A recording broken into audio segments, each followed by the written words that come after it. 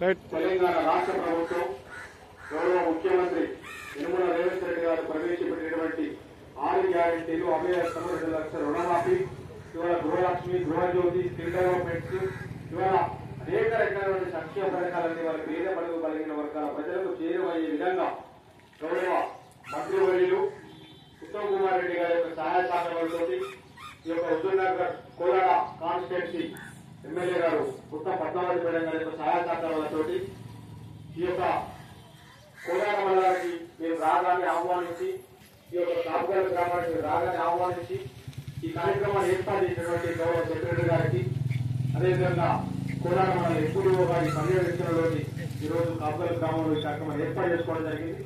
ప్రభుత్వం ఏం చేస్తుంది, మనకి ఏమి ఇస్తుంది, ఏమి చేయబోతుంది, ప్రజలకు ప్రతి ఒక్క పథకాన్ని నేరుగా చేరువైన గొప్ప ఆలోచనతోటి తెలంగాణ సాంస్కృతిక సారథి ఈరోసారి కళాబృందం చేత ఈరోజు మన ఊరిలో ప్రభుత్వ పథకాల మీద అవగాహన కార్యక్రమం నిర్వహించడం జరుగుతుంది. కాబట్టి ఇప్పుడు శిరీష ఒక పాట.